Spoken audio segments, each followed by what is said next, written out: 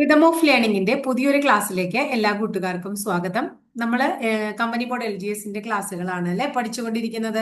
എത്രയും പെട്ടെന്ന് company board LGSന്റെ notification വരുമെന്നാണ് അറിയാൻ നമുക്ക് സാധിച്ചിട്ടുള്ളത്. അപ്പൊ അതിന് വേണ്ടിയിട്ട് വളരെ ഭംഗിയായിട്ട് നമ്മൾ ക്ലാസ്സുകൾ തുടങ്ങിയിട്ടുണ്ട്. ഫ്രീ ആയിട്ടുള്ള ക്ലാസ്സുകളാണ്. എല്ലാവരും ഭംഗിയായിട്ട് ക്ലാസ് കേട്ട് പഠിക്കുക. ചില കുട്ടികൾ സയൻസിന്റെ ക്ലാസ് ഒക്കെ അപ്ലോഡ് ചെയ്യില്ലേ ടീച്ചറെ എന്ന് ചോദിച്ചു. നമ്മൾ എല്ലാ ഭാഗങ്ങളും കവർ ചെയ്യുന്ന രീതിയിൽ തന്നെയായിരിക്കും, സിലബസ് ഫുള്ള് കവർ ചെയ്യുന്ന രീതിയിൽ തന്നെയായിരിക്കും ക്ലാസ്സുകൾ മുന്നോട്ട് കൊണ്ടുപോവുക. ഇപ്പൊ ബേസിക് ഫാക്ട്സ് ആണ് ഏറ്റവും കൂടുതൽ ചോദിക്കുന്ന ഒന്ന് രണ്ട് ഭാഗങ്ങളാണ് ബേസിക് ഫാക്ട്സ് ഒക്കെ. അപ്പൊ അതുകൊണ്ടാണ് ബേസിക് ഫാക്ട്സ് തന്നെ നമ്മൾ ആദ്യമായിട്ട് തുടങ്ങിയത്. അപ്പൊ ഇന്ന് നമ്മൾ പഠിക്കാൻ പോകുന്നത് കേരളത്തിലെ ദേശീയ ഉദ്യാനങ്ങളാണ്. അപ്പൊ എല്ലാവർക്കും ദേശീയ ഉദ്യാനങ്ങൾ എന്ന് പറയുന്ന ക്ലാസ്സിലേക്ക് സ്വാഗതം. എന്റെ പേര് Divya. Welcome to rhythm of learning. അപ്പോൾ നമ്മൾ ദേശീയ ഉദ്യാനങ്ങൾ എന്ന് പറയുന്ന ടോപ്പിക്ക് പഠിക്കുകയാണ്. കേരളത്തില് എത്ര ദേശീയ ഉദ്യാനങ്ങൾ ഉണ്ട് എന്നാണ് ചോദ്യമെങ്കിൽ, PSC ആണ് ചോദിക്കുന്നതെങ്കിൽ പി എസ് സിയുടെ ഉത്തര സൂചിക പ്രകാരം കേരളത്തിലെ ദേശീയ ഉദ്യാനങ്ങളുടെ എണ്ണം 5ആണ്. എത്രണ്ണുണ്ട്? 5 ദേശീയ ഉദ്യാനങ്ങളാണ് PSC ഉത്തര സൂചിക പ്രകാരം എവിടെയുള്ളത്? കേരളത്തിലുള്ളത്. എന്നാൽ കേന്ദ്ര വനം വകുപ്പ് മന്ത്രാലയം പറയാണ്, കേന്ദ്ര വനം വകുപ്പ് മന്ത്രാലയത്തിന്റെ വനം വകുപ്പ് മന്ത്രാലയത്തിന്റെ കീഴിൽ പറയപ്പെടുന്നത്, അല്ലെങ്കിൽ അവരുടെ കണക്ക് പ്രകാരം പറയുന്നത് എന്താ പറയുന്നത്? കേരളത്തിൽ 6 ദേശീയോദ്യാനങ്ങൾ ഉണ്ടെന്ന്. അപ്പൊ കേന്ദ്ര വനം വകുപ്പ് എത്ര ദേശീയോദ്യാനങ്ങൾ ഉണ്ടെന്ന് വേണമെങ്കിലും പറഞ്ഞോട്ടെ, നമ്മൾ പഠിക്കേണ്ടത് കേരളത്തിൽ 5 ദേശീയോദ്യാനങ്ങളാണെന്നുള്ളതാണ്. കാരണം നമുക്ക് ഇവിടെ എന്താണ് ആവശ്യം? മാർക്കാണ് ആവശ്യം. അപ്പൊ കേരളത്തിലെ 5 ദേശീയോദ്യാനങ്ങളിൽ ആദ്യത്തെ ദേശീയോദ്യാനം പഠിക്കുകയാണ്. അതിനു മുമ്പ് നമ്മൾ മനസ്സിലാക്കേണ്ടത്, കേരളത്തിലെ 5 ദേശീയോദ്യാനങ്ങളിൽ 4 ദേശീയോദ്യാനവും സ്ഥിതി ചെയ്യുന്നത് കേരളത്തിലെ ഇടുക്കി ജില്ലയാണ്. ഒരു ദേശീയോദ്യാനം മാത്രം ഏത് ജില്ലയിലാണ്? പാലക്കാട് ജില്ലയിലാണ്. അപ്പൊ കേരളത്തിലെ 5 ദേശീയോദ്യാനങ്ങളിൽ 4എണ്ണവും ഇടുക്കി ജില്ലയിലാണ് സ്ഥിതി ചെയ്യുന്നത് എന്നുള്ളത് കൊണ്ട് കേരളത്തിൽ ദേശീയ ഉദ്യാനങ്ങളുടെ ജില്ല എന്നറിയപ്പെടുന്നത് ഏതാണ്? ഇടുക്കി ജില്ലയാണ്. ദേശീയ ഉദ്യാനങ്ങളുടെ ജില്ല എന്നറിയപ്പെടുന്ന ജില്ല ഏതാണ്? ഇടുക്കി ജില്ലയാണ് കേട്ടോ. അപ്പൊ കേരളത്തില് PSC ഉത്തരസൂചിക പ്രകാരം കേരളത്തിലെ ദേശീയ ഉദ്യാനങ്ങളുടെ എണ്ണം 5. കേന്ദ്ര വനം വകുപ്പ് മന്ത്രാലയം പറയണത് കേരളത്തിൽ 6 ദേശീയ ഉദ്യാനങ്ങൾ ഉണ്ടെന്നാണ്. ഒന്ന് ഓർത്തു വെച്ചോളൂ.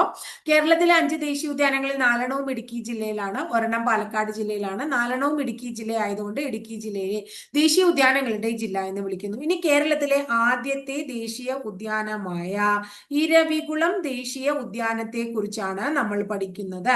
ഇരവികുളം ദേശീയ ഉദ്യാനം, ഡീറ്റെയിൽഡ് ആയിട്ട് ഇരവികുളം ദേശീയ ഉദ്യാനത്തെ കുറിച്ച് പഠിക്കുകയാണ്. ഇരവികുളം ദേശീയ ഉദ്യാനം എവിടെയാണ്? നമ്മൾ പറഞ്ഞു അല്ലെ, 4എണ്ണവും ഇടുക്കിയിലാണ്. ഇടുക്കി ജില്ലയിലാണ് ഇരവികുളം. ഇടുക്കി ജില്ലയിൽ ദേവികുളം എന്ന് പറയുന്ന താലൂക്കിലാണ് ഇരവികുളം ദേശീയ ഉദ്യാനം. പരീക്ഷയ്ക്ക് വളരെ പ്രധാനപ്പെട്ടതാണ്. ജില്ല മാത്രമല്ല, ഇപ്പോൾ താലൂക്ക് അങ്ങനെയുള്ളതൊക്കെ ചോദിച്ചു കാണുന്നുണ്ട്. ഇടുക്കി ജില്ലയില് ഇരവികുളം ദേശീയ ഉദ്യാനം ഇടുക്കി ജില്ലയിൽ ദേവികുളം താലൂക്കിലാണ് കാണപ്പെടുന്നത്. കേരളത്തിലെ ആദ്യത്തെ ദേശീയ ഉദ്യാനം ഏതാണ്? ഇരവികുളമാണ്. കേരളത്തിലെ ഏറ്റവും വലിയ ദേശീയ ഉദ്യാനം ചോദിച്ചു കഴിഞ്ഞാലും ഏതന്നെയാണ് നമ്മൾ പറയേണ്ടത്? ഇടുക്കി ജില്ലയിലെ ഇരവികുളം തന്നെയാണ് പറയേണ്ടത്.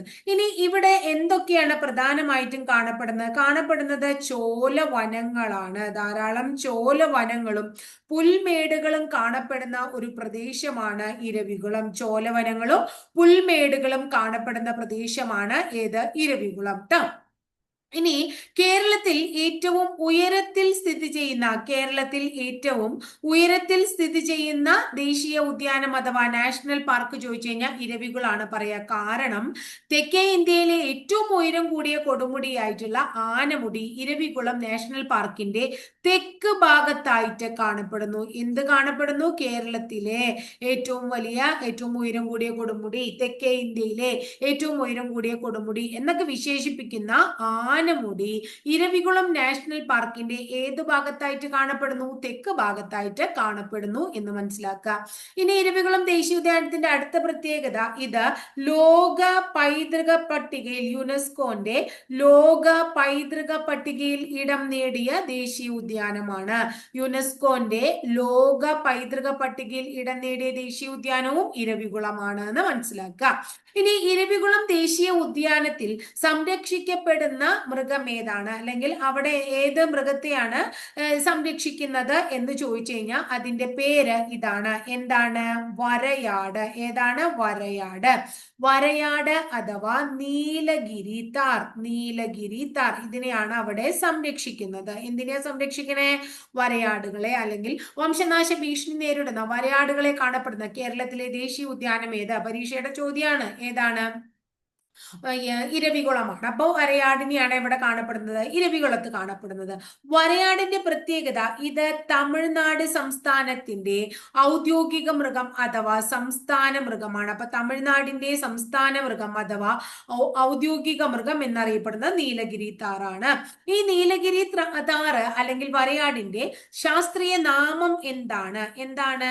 Nilgiri tragus. Nilgiri tragus. Nilgiri tragus hylocrius എന്നാണ്. Nilgiri tragus hylocrius. Nilgiri tragus hylocrius എന്നുള്ളതാണ് എന്തിന്റെ ശാസ്ത്രീയ നാമം? വരയാടുകളുടെ ശാസ്ത്രീയ നാമം. മൂന്നാറിലെ രാജമല, മൂന്നാറില് രാജമല എന്ന് പറയുന്ന ഒരു വിനോദസഞ്ചാര കേന്ദ്രമുണ്ട്. മൂന്നാറിലെ രാജമല വിനോദസഞ്ചാര കേന്ദ്രത്തിന്റെ പ്രത്യേകത ഇത് ഇരവികുളം നാഷണൽ പാർക്കിനോട് ചേർന്ന് സ്ഥിതി ചെയ്യുന്നതാണ്. ഈ മൂന്നാറിലെ രാജമലയിലാണ് ഈ എന്താ പറയുന്നത് നീലഗിരി താറിനെ സംരക്ഷിക്കുന്നത് എന്ന് മനസ്സിലാക്കുക. അപ്പൊ മൂന്നാറിലെ രാജമല വിനോദസഞ്ചാര കേന്ദ്രത്തിൽ, അത് എവിടെയാണ്? ഇരവികുളത്താണ്. അപ്പൊ കൃത്യമായിട്ടുള്ള പ്രോപ്പർ പ്ലേസ് പറഞ്ഞ രാജമലയിലാണ് ഏറ്റവും കൂടുതൽ വരയാടുകളെ കാണപ്പെടുന്നത് എന്ന് മനസ്സിലാക്കണം. ഇനി അടുത്തത് ഈ ഇരവികുളത്ത് കാണപ്പെടുന്ന ഒരു വെള്ളച്ചാട്ടത്തിന്റെ പേരാണ് ലക്കം വെള്ളച്ചാട്ടം. എന്താണ് വെള്ളച്ചാട്ടത്തിന്റെ പേര്? ലക്കം വെള്ളച്ചാട്ടം. അതുപോലെ തന്നെ ഇരവികുളം എന്താണ്? നീലക്കുറിഞ്ഞിക്ക്, എന്തിന്? നീലക്കുറിഞ്ഞിക്ക് പേര് കേട്ട നാഷണൽ പാർക്ക് കൂടിയാണ്. നീലക്കുറിഞ്ഞികളെ കാണപ്പെടുന്നത് എവിടെ? നീലക്കുറിഞ്ഞിക്ക് ഫേമസ് ആയിട്ട് നീലക്കുറിഞ്ഞി ധാരാളം കാണപ്പെടുന്ന കുറിഞ്ഞിമല സാങ്ച്വറി വേറെ ഉണ്ട്, അതിനെ കുറിച്ച് നമ്മൾ പഠിക്കും. പക്ഷെ ഇരവികുളത്ത് എന്ത് കാണപ്പെടുന്നുണ്ട്? നീലക്കുറിഞ്ഞി. അപ്പൊ നീലക്കുറിഞ്ഞിയെ കുറിച്ച് നമ്മൾ ഡീറ്റെയിൽഡ് ആയിട്ട് അവിടെ പറയുന്നുള്ളത് കൊണ്ട് കൂടുതൽ ഞാൻ പറയണില്ല. അപ്പൊ ഇത്രയാണ് കേരളത്തിലെ ദേശീയ ഉദ്യാനത്തിലെ ഇരവികുളത്തെ കുറിച്ച് പറയാനുള്ളത് കേട്ടോ. അപ്പൊ നമ്മൾ പറഞ്ഞു കേന്ദ്ര വനം വകുപ്പ് മന്ത്രാലയത്തിന്റെ കീഴില് കേരളത്തിൽ 6 ദേശീയ ഉദ്യാനങ്ങൾ ഉണ്ട് എങ്കിലും PSCയുടെ ഉത്തരസൂചിക പ്രകാരം കേരളത്തിലെ ദേശീയ ഉദ്യാനങ്ങളുടെ എണ്ണം എത്രയാണ്? 5 എണ്ണമാണ്. അതിൽ 4 എണ്ണവും ഇടുക്കി ജില്ലയിലാണ്. അതുകൊണ്ട് ഇടുക്കി ജില്ലയെ ദേശീയ ഉദ്യാനങ്ങളുടെ ജില്ല എന്ന് വിളിക്കുന്നു. ഒരെണ്ണം മാത്രം പാലക്കാട് ജില്ലയാണ്. ഇനി കേരളത്തിലെ ആദ്യത്തെ ദേശീയ ഉദ്യാനം, ഏറ്റവും വലിയ ദേശീയ ഉദ്യാനം ഏതാണ്? ഇരവികുളം. ഇത് ഇടുക്കി ജില്ലയിൽ ദേവികുളം താലൂക്കിൽ കാണപ്പെടുന്നു. ഇരവികുളത്ത് ധാരാളം ചോലവനങ്ങൾ കാണാം, പുൽമേടുകൾ കാണാം. കേരളത്തിൽ 5 ദേശീയ ഉദ്യാനങ്ങൾ ഉള്ളതിൽ ഏറ്റവും ഉയരത്തിൽ സ്ഥിതി ചെയ്യുന്ന ദേശീയ ഉദ്യാനവും ഇരവികുളമാണ്. കാരണം എന്താണെന്ന് നമ്മൾ പറഞ്ഞത്, അതായത് സൗത്ത് ഇന്ത്യയിലെ ഏറ്റവും ഉയരം കൂടിയ കൊടുമുടിയായ ആനമുടി നമുക്കറിയാം അല്ലെ? ആ ആനമുടി ഇരവികുളം നാഷണൽ പാർക്കിന്റെ തെക്ക് ഭാഗത്തായിട്ടാണ് കാണപ്പെടുന്നത് എന്ന് ഓർത്തു വയ്ക്കാം. ഇനി ലോക പൈതൃക പട്ടിക, ആരുടെ ലോക പൈതൃക പട്ടിക? ആരാ ലോക പൈതൃക പട്ടിക പ്രസിദ്ധീകരിക്കണേ? യുനെസ്കോ ആണ് അല്ലെ? ആ യുനെസ്കോന്റെ ലോക പൈതൃക പട്ടികയിൽ ഇടം നേടിയിട്ടുള്ള നാഷണൽ പാർക്കും ഏത് തന്നെയാണ്? ഇരവികുളം തന്നെയാണ്. ഇനി ഇരവികുളത്ത് സംരക്ഷിക്കപ്പെടുന്ന വംശനാശ ഭീഷണി നേരിടുന്ന മൃഗം ഏതാണ്? ഏതാണ്? വരയാടാണ്, അല്ലെങ്കിൽ നീലഗിരി താറാണ്. വരയാട് അഥവാ നീലഗിരി താർ തമിഴ്നാട് സംസ്ഥാനത്തിന്റെ ഔദ്യോഗിക മൃഗം അല്ലെങ്കിൽ അവരുടെ സംസ്ഥാന മൃഗമാണ്. നീലഗിരി ട്രാഗസ് ഹൈലോക്രിയസ് എന്നുള്ളതാണ് നീലഗിരി താറിന്റെ ശാസ്ത്രീയ നാമം. ഇനി ഈ നീലഗിരി താറിനെ കൂടുതൽ കാണപ്പെടുന്നത് ഇരവികുളം ദേശീയ ഉദ്യാനത്തിൽ തന്നെ കാണപ്പെടുന്ന രാജമല എന്ന് പറയുന്ന പ്രദേശത്താണ്. രാജമല ഒരു വിനോദസഞ്ചാര കേന്ദ്രം കൂടിയാണ്.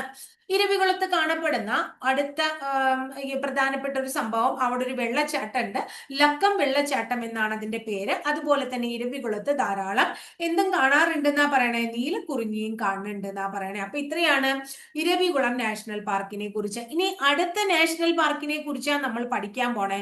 അടുത്ത നാഷണൽ പാർക്ക് രണ്ടാമത്തത്, അതിന്റെ പേര് സൈലന്റ് വാലി നാഷണൽ പാർക്ക് എന്നാണ്. എന്താണ്? Silent Valley National Park. Silent Valley National park ഏത് ജില്ലയിലാണ്? പാലക്കാട് ജില്ലയിലാണ്. പാലക്കാട് ജില്ലയിൽ എവിടെയാണ്? മണ്ണാർക്കാട് എന്ന് പറയുന്ന താലൂക്കിലാണ്. അപ്പൊ പാലക്കാട് ജില്ലയിലെ മണ്ണാർക്കാട് താലൂക്കിൽ കാണപ്പെടുന്ന കേരളത്തിലെ ദേശീയ ഉദ്യാനമാണ് Silent Valley National Park. Silent Valley National Park പണ്ട് കാലത്ത് അറിയപ്പെട്ടിരുന്നത്, അല്ലെങ്കിൽ സൈലന്റ് വാലി പണ്ട് അറിയപ്പെട്ടിരുന്നത് സൈരന്ത്രി വനം എന്നാണ്. സൈലന്റ് വാലിയുടെ പണ്ട് കാലത്തെ പേരെന്താണ്? സൈരന്ത്രി. മഹാഭാരതം കേട്ടിട്ടുണ്ടാവും, അല്ലെങ്കിൽ കണ്ടിട്ടുണ്ടാവും, വായിച്ചിട്ടുണ്ടാവും പലരും. അതിൽ ദ്രൗപദി എന്ന് പറയുന്ന ക്യാരക്ടറിനെ കുറിച്ച് നമുക്ക് എല്ലാവർക്കും അറിയുന്നതാണ്. ആ ദ്രൗപദിയുടെ ഒറിജിനൽ നെയിം എന്താണത്രേ? സൈരന്ത്രി എന്നാണ്. അങ്ങനെയാണ് സൈരന്ത്രി വനം എന്നതിന് പേര് ലഭിക്കുന്നത്. ഈ സൈലന്റ് വാലി എന്ന് പറയുന്ന ഈ പ്രദേശം 1914 അതായത് കേരളം നിലവിൽ വരുന്നതിന് മുന്നേ തന്നെ എന്തായി മാറി എന്ന് മനസ്സിലാക്കുക? റിസർവ് വനപ്രദേശമായി എന്ന് മനസ്സിലാക്കുക. അപ്പൊ സൈലന്റ് വാലിയെ റിസർവ് വനമായി പ്രഖ്യാപിച്ച വർഷം 1914. ഇനി അതിനുശേഷം കേരളം ഒക്കെ നിലവിൽ വന്നതിന് ശേഷം 1984 ഇന്ദിരാഗാന്ധി പ്രധാനമന്ത്രി ആയിരിക്കുന്ന സമയത്ത് എന്തിനെ? സൈലന്റ് വാലിയെ എന്തായി പ്രഖ്യാപിച്ചു? നാഷണൽ പാർക്കായിട്ട് പ്രഖ്യാപിച്ചു. എന്നാൽ 1985 സെപ്റ്റംബർ മാസം 7-ാം തീയതിയാണ് ഇത് നാഷണൽ പാർക്ക് എന്ന പേരിൽ എന്തായത്? ഉദ്ഘാടനം ചെയ്തത്. ഉദ്ഘാടനം ചെയ്തത് ആര് എന്ന് ചോദിച്ചു കഴിഞ്ഞാൽ അന്ന് രാജീവ് ഗാന്ധി ആയിരുന്നു പ്രധാനമന്ത്രി. അത് ഓർത്തുവെക്കാം.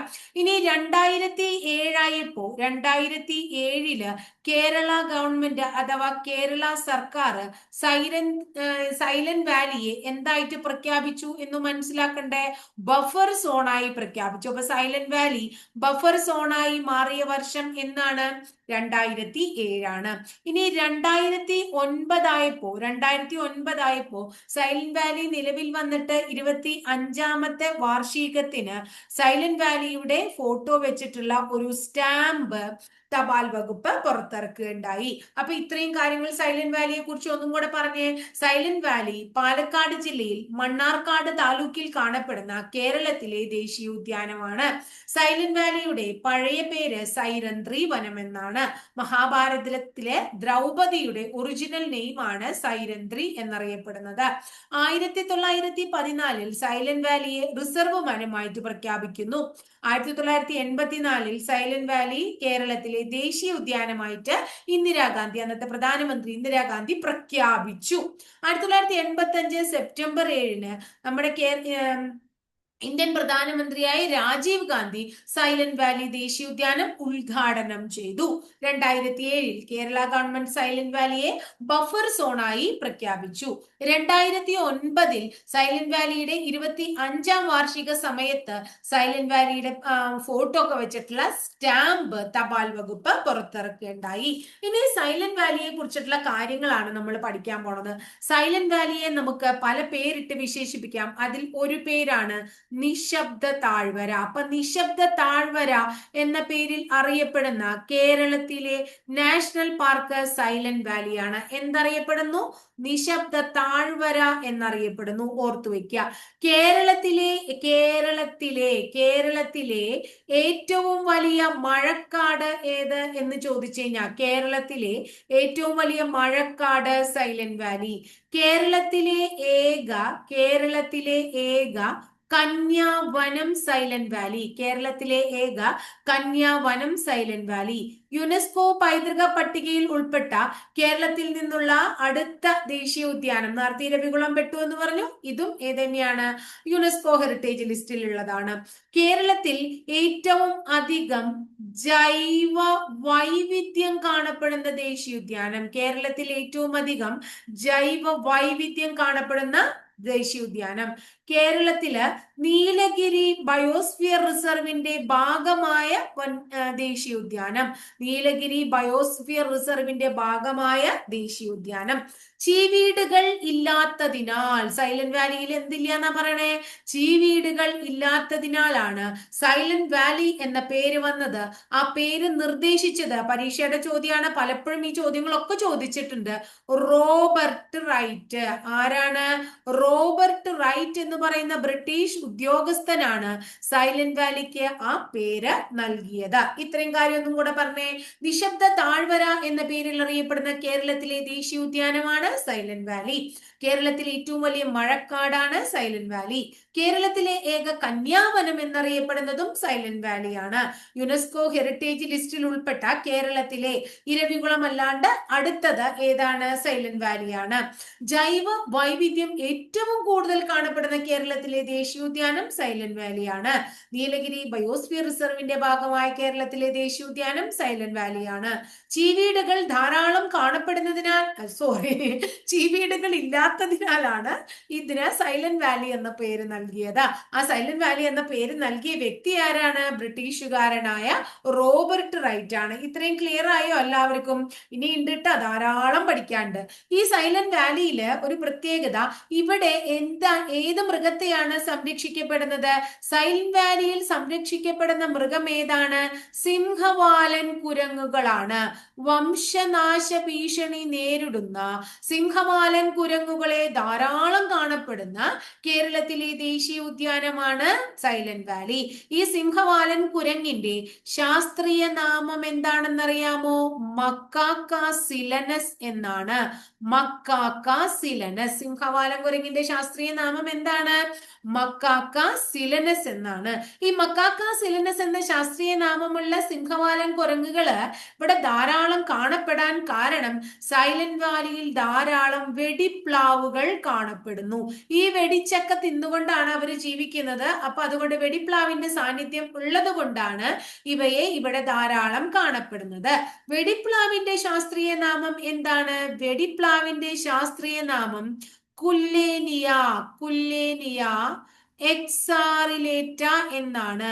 കുല്ലേനിയ എക്സാറിലേറ്റ എന്നാണ്. അപ്പൊ എന്തൊക്കെയാ നമ്മൾ പഠിച്ചേ? വംശനാശ ഭീഷണി നേരിടുന്ന സിംഹവാലൻ കുരങ്ങുകളെ കാണപ്പെടുന്ന അല്ലെങ്കിൽ സംരക്ഷിക്കപ്പെടുന്ന കേരളത്തിലെ ദേശീയോദ്യാനം സൈലന്റ് വാലി. സിംഹവാലൻ കുരങ്ങുകളുടെ ശാസ്ത്രീയ നാമം മക്കാക്ക സിലനസ്. പക്ഷേ സിംഹവാലൻ കുരങ്ങിനെ എന്താണ് ഇംഗ്ലീഷിൽ വിളിക്കുന്നത്? ഇംഗ്ലീഷിൽ അത് എന്താ അറിയപ്പെടുക? Lion tailed. എന്താണ്? ലയൺ ടെയിൽഡ് മക്കാക്ക് എന്നൊക്കെ പറയാം. അത് നിങ്ങൾ ഇഷ്ടമുള്ള രീതിയിൽ MACAQUE നിങ്ങൾ ഇഷ്ടമുള്ള രീതിയിൽ പ്രൊനൗൺസ് ചെയ്തോളൂ. ഇതാണ് ഇംഗ്ലീഷ് കേട്ടോ. ലൈൻ ടെയിൽഡ് മക്കാക്ക് എന്നൊക്കെ പറയും സിംഹവാലൻ കുരങ്ങുകൾ. മക്കാക്ക സിലനസ്. മക്കാക്ക സിലനസ്. വെടിപ്ലാവ്. ഈ മക്കാക്ക സിലനസ് എന്ന സിംഹവാലൻ കുരങ്ങൾ അവിടെ കാണുന്നത് വെടിപ്ലാവ് ഉള്ളതുകൊണ്ടാണ്. വെടിപ്ലാവ് നിറച്ച് വെടിച്ചൊക്കെ ഉണ്ട്. ആ വെടിച്ചൊക്കെയാണ് അവരുടെ ഭക്ഷണം.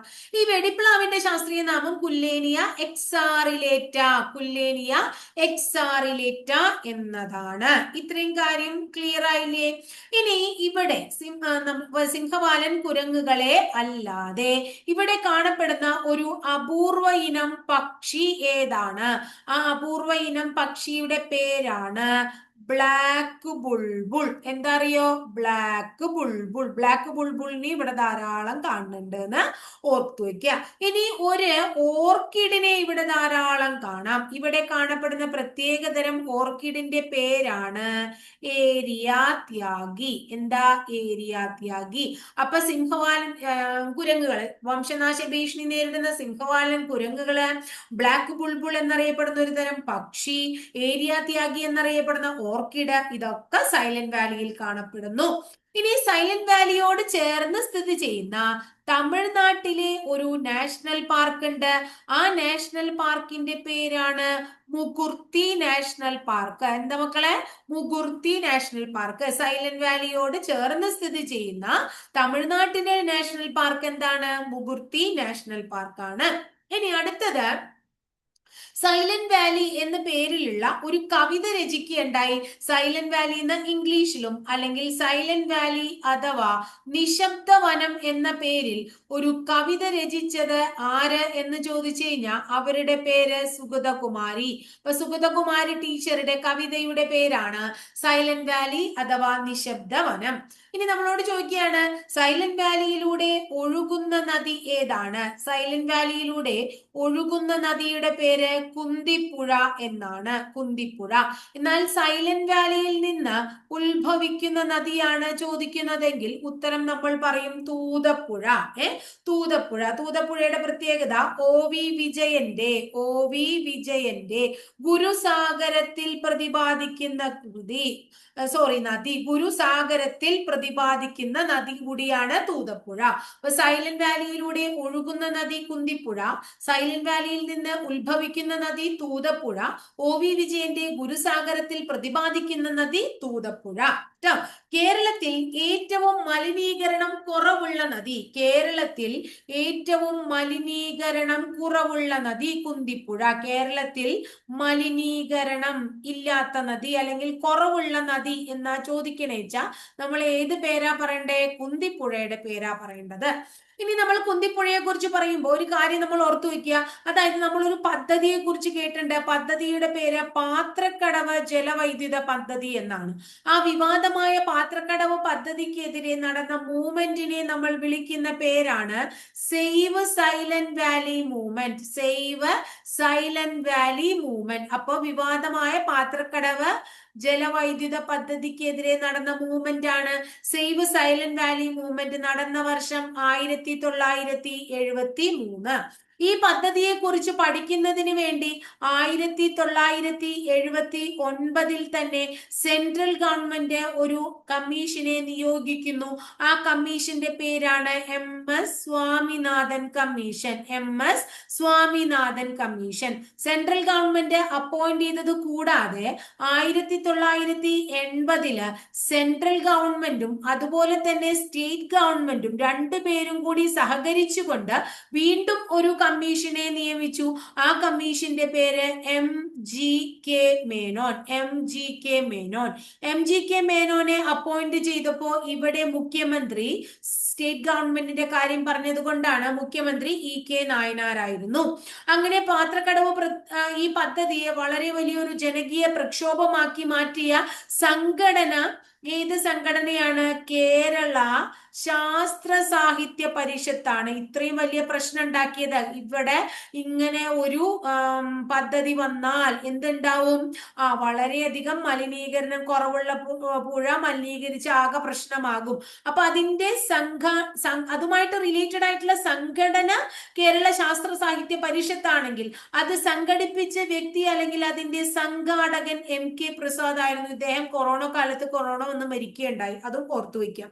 ഇനി നമ്മുടെ പ്രധാനമന്ത്രി ഇന്ദിരാഗാന്ധി പാത്രക്കടവ് ജലവൈദ്യുത പദ്ധതി ഉപേക്ഷിച്ചു. ഇനി ഈ സൈലന്റ് വാലിയെ കുറിച്ച് പറയുമ്പോൾ ഒരു കാര്യം കൂടെ പറയാം. സൈലന്റ് വാലിയിൽ ഒരു ആദിവാസി വിഭാഗത്തെ കാണപ്പെടുന്നുണ്ട്. സൈലന്റ് വാലിയിൽ കാണപ്പെടുന്ന ആദിവാസി വിഭാഗങ്ങൾ ഏതൊക്കെയാണ് എന്ന് ചോദിച്ചു കഴിഞ്ഞാൽ മുകുടർ. ആരാണ്? മുകുടർ. അടുത്തത് ഇരുളർ. അടുത്ത ആൾക്കാര് കുറുമ്പർ. ആരാണ്? കുറുമ്പർ.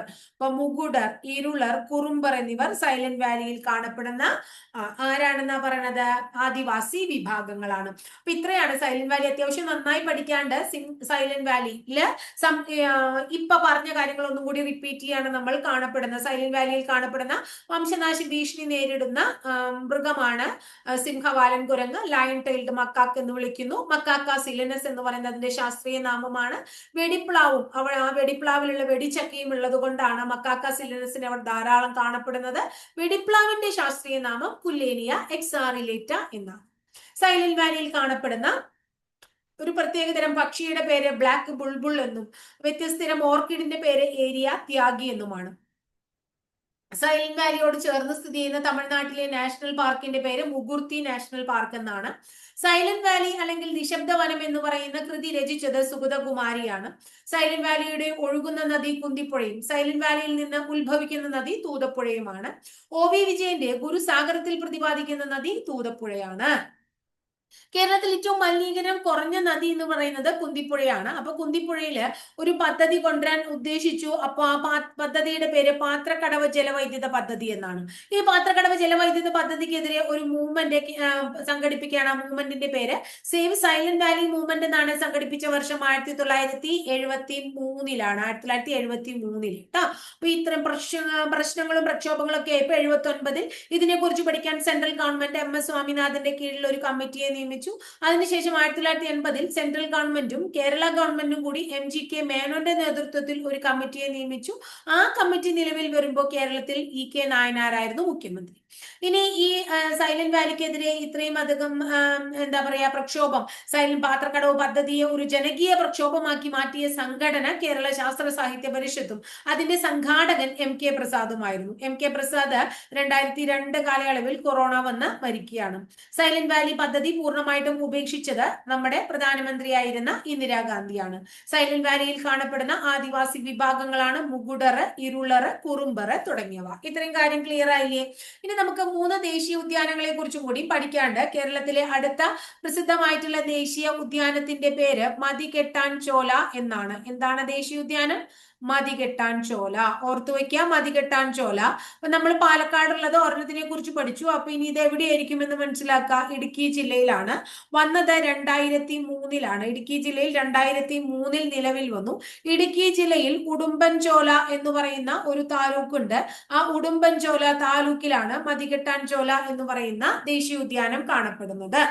ഇനി എന്തിനു വേണ്ടിയിട്ടാണ് ഇത് വന്നത്? ചോലക്കാടുകളെ സംരക്ഷിക്കുന്നതിന് വേണ്ടിയിട്ടാണ്.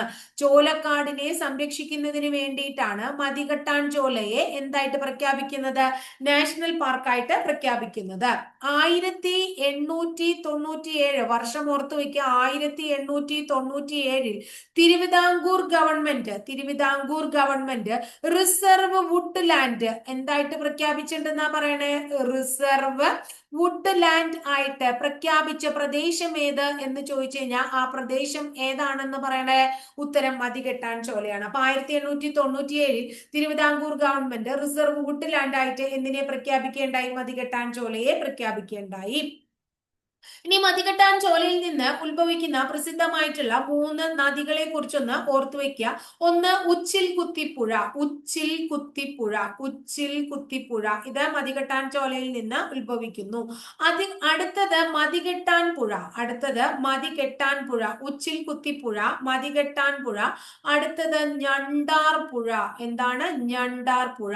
അപ്പൊ ഉച്ചിൽ കുത്തിപ്പുഴ, മതികെട്ടാൻ പുഴ, ഞണ്ടാർ പുഴ തുടങ്ങിയവ മതികെട്ടാൻ ചോലയിൽ നിന്ന് ഉത്ഭവിക്കുന്ന എന്താണെന്ന് മനസ്സിലാക്കേണ്ടത്? നദികളാണ് എന്ന് മനസ്സിലാക്കുക. അപ്പൊ കേരളത്തിലെ മൂന്നാമത് നമ്മൾ പറഞ്ഞത് മതികെട്ടാൻ ചോല എന്ന നാഷണൽ പാർക്കിനെ കുറിച്ചാണ്. 2003 ഇടുക്കി ജില്ലയിൽ ഉടുമ്പൻചോല താലൂക്കിൽ ചോലക്കാട് സംരക്ഷണത്തിന് വേണ്ടി വന്നിട്ടുള്ളതാണ് മതികെട്ടാൻ ചോല നാഷണൽ പാർക്ക്. 1897 തന്നെ കേരളത്തില് Thiruvithamkoor government reserve wood land ആയിട്ട് മതികെട്ടാൻ ചോലയെ പ്രഖ്യാപിക്കുകയുണ്ടായി.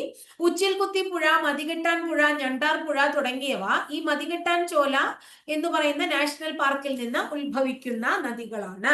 അടുത്തത് കേരളത്തിലെ അടുത്ത ദേശീയോദ്യാനം, അതിന്റെ പേര് ആനമുടിച്ചോല എന്നാണ്.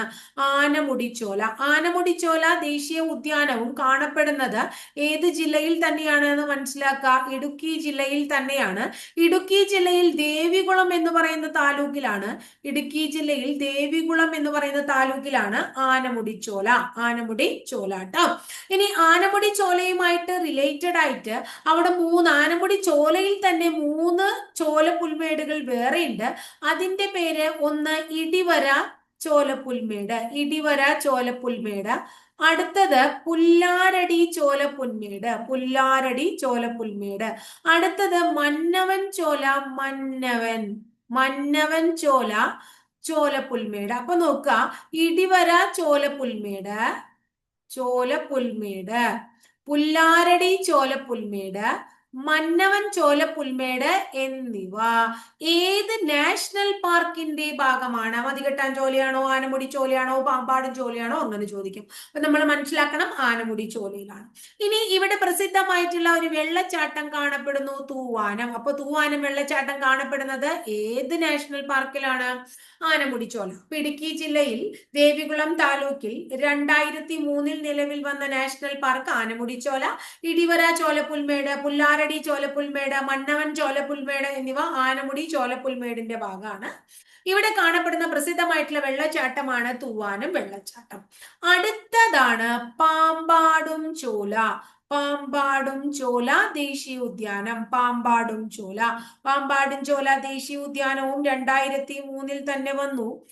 ഇടുക്കി ജില്ലയിൽ തന്നെ നിലവിൽ വന്ന ഇടുക്കി ജില്ല തന്നെയാണ്. താലൂക്ക് ദേവികുളം താലൂക്ക് തന്നെയാണ്. ഇനി എപ്പോഴും ഇടുക്കി ജില്ല ദേവികുളം താലൂക്ക് എന്നതിൽ നിന്നൊക്കെ വ്യത്യസ്തമായിട്ട് കേരളത്തിലെ ഏറ്റവും ചെറിയ നാഷണൽ പാർക്ക് ഏത് എന്നാണ് ഇതിനെ കുറിച്ച് ചോദിക്കുക. അപ്പൊ കേരളത്തിലെ ഏറ്റവും ചെറിയ നാഷണൽ പാർക്ക് ഏതാണ്? പാമ്പാടും ചോലയാണ്. അപ്പോൾ കേരളത്തിലെ ഏറ്റവും ചെറിയ നാഷണൽ പാർക്കായ പാമ്പാടും ചോല ഏത് ജില്ലയിൽ? ഇടുക്കിയിൽ. ഏത് താലൂക്കിൽ? ദേവികുളം താലൂക്കിൽ. ഏത് വർഷം നിലവിൽ വന്നു? 2003. അപ്പൊ നമ്മൾ കേരളത്തിലെ എത്ര ദേശീയോദ്യാനങ്ങളെ കുറിച്ച് പഠിച്ചു? 5 ദേശീയോദ്യാനങ്ങൾ. PSC ഉത്തര സൂചിക പ്രകാരം കേരളത്തിൽ 5 ദേശീയോദ്യാനങ്ങൾ ഉണ്ട് എന്ന് നമ്മൾ മനസ്സിലാക്കി. 5 കൃത്യമായിട്ട് പഠിച്ചു വെക്കുക കേട്ടോ. അപ്പൊ ഇപ്പൊ നമ്മൾ പോകുന്നത് കേരള ഫാക്സ്, ഇന്ത്യ ഫാക്സ് തുടങ്ങിയ ഭാഗങ്ങളായിട്ടാണ്. പിന്നെ നമ്മൾ കേരള ഹിസ്റ്ററിയിലേക്കും ഇക്കണോമിക്സിലേക്കും സയൻസിലേക്കും മാത്സിലേക്കും ഒക്കെ നമ്മൾ നീങ്ങി അങ്ങനെ നമ്മൾ ഗംഭീരമായിട്ട് എന്താ പറയുന്നത് സിലബസ് ഫുള്ള് കംപ്ലീറ്റ് ആയിട്ട് നമ്മുടെ ക്ലാസ്സുകൾ അവസാനിപ്പിക്കുന്നതായിരിക്കും. അതിനുശേഷം നമ്മൾ ക്വസ്റ്റ്യൻ പേപ്പറുകളും ചെയ്യുന്നതായിരിക്കും. അതിൽ യാതൊരുവിധ സംശയവും ഇല്ല. അപ്പൊ അതിന്റെ ഇടയിലൊക്കെ നമുക്ക് ഓരോ ക്വസ്റ്റ്യൻ പേപ്പർ ചെയ്യാനായിട്ട് നോക്കാം. ക്ലാസ്സുകളൊക്കെ വഴിയോ ഓരോന്ന് വന്നുകൊണ്ടിരിക്കും. നിങ്ങൾ കൃത്യമായിട്ട് പഠിച്ചു വെക്കുക. ഭംഗിയായിട്ട് നമ്മൾ ഇപ്പൊ എഴുതുന്നത് അത്ര ഭംഗിയാവണില്ല എന്ന് എനിക്കറിയാം. അത് നിങ്ങൾ എന്നോട് ക്ഷമിക്കണം. കാരണം ഞാൻ ആദ്യമായിട്ടാണ് ഈ ഡിജിറ്റൽ ബോർഡ് യൂസ് ചെയ്യണേ. അപ്പൊ അതിൻ്റെതായിട്ടുള്ള കുറച്ച് ബുദ്ധിമുട്ടുകൾ ഉണ്ട്. അത് എഴുതി ശരിയാവും.